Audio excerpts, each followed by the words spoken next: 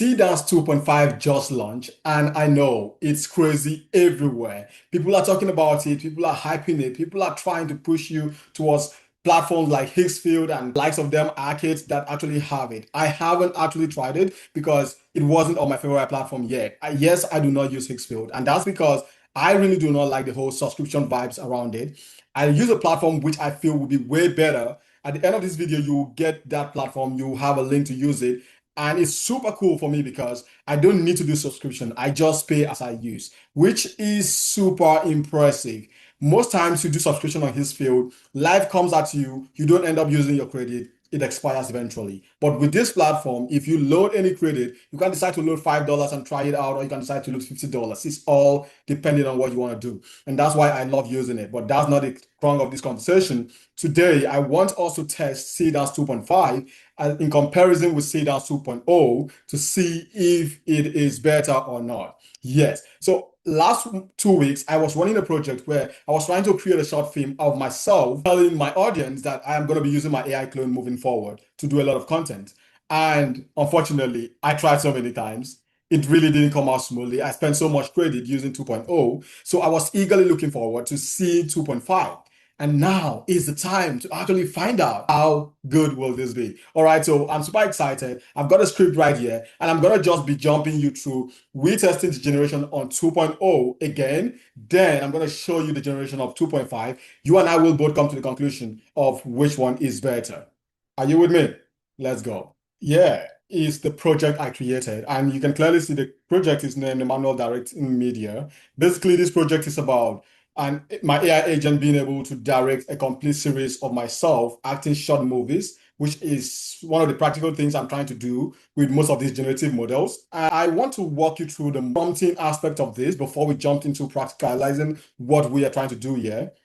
So I'll walk you through the prompt. All right, from here, you can see all of these are the prompts entire setup that I did for 2.0. So for the first clip, which is going to be a 15-second clip, this is exactly what we are going to have. Identity log, which is very important when you're using most of this model. I talk a lot about prompting and the power of having the right prompting systems in place, because that is what determines a lot how consistent your product or result will eventually come out to be. So we have the identity log, and we have the fixed studio geography of what the reference image I'm going to be using is looking like. Then we have the log object registry, certain things that we want to be present in the videos. We need to log that in, else these models kind of drift a lot and give you things you don't want. Then we have the permanent hyper identity. This was put down here because the first generation I did, I realized there were just an iPad showing with the wrong directions or reference that I wanted it to give, and it wasn't cool. We have the performance style, and we have the directed sequence of how things will go, which is where the acting started.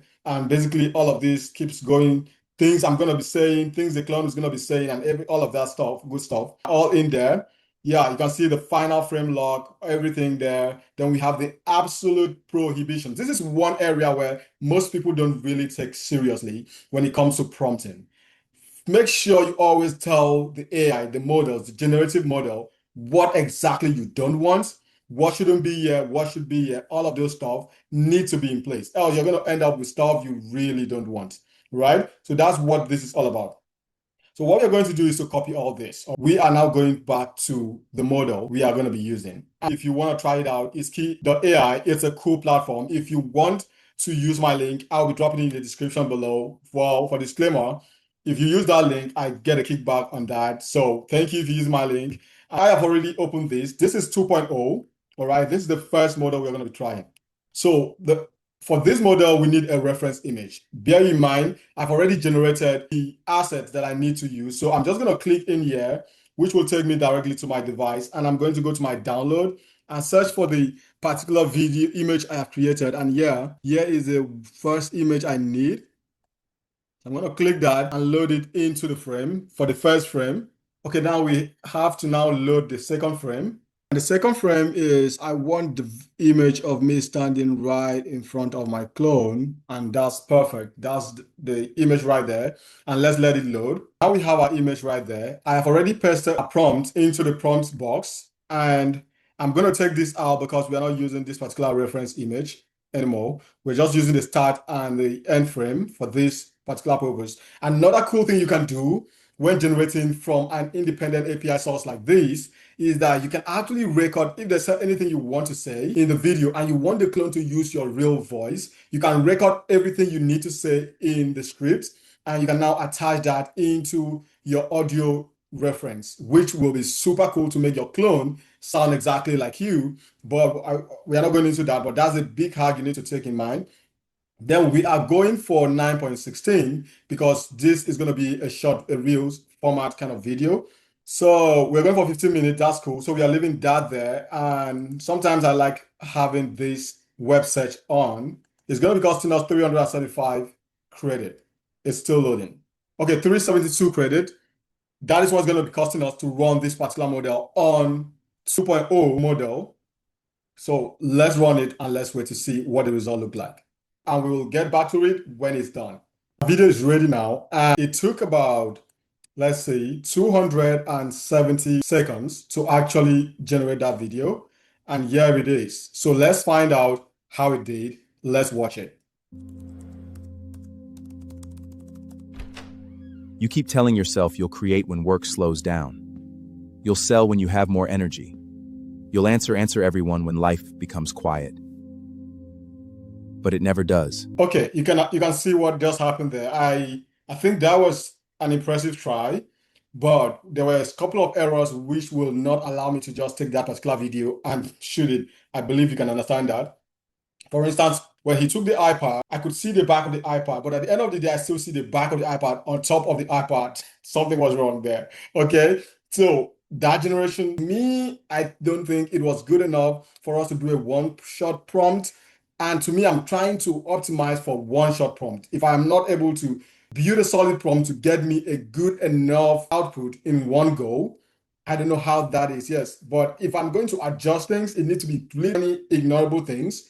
So this is another time to find out what the 2.5 can do. So let's go back and try the exact same thing using the 2.5 model. Let's see how it performs. Let's still look at the sound, the performance, and even the body movement, because this one kind of still seems stiff when he was walking into the door, and I could really feel that stiff movement. I didn't like that. So let's see what 2.5 is going to do. Okay, now we are in 2.5. We are about to find out what it's going to cost us to generate that same video. And we are still going to be doing 15 seconds. So we kind of find out how that looks. But bear in mind, SIP 2.5 actually is able to do a 30-second long video at once, which is one of the big hype around 2.5. All right, so the same thing happens. We are going to load up the frames, and I'll get back to you when I'm done with that. Okay, we have loaded our two images, and I'm just going to load up our prompts right now, which we have done now, and set up this other stuff. Remember, we are going for 9.16, and we are going to be keeping it for 15 seconds.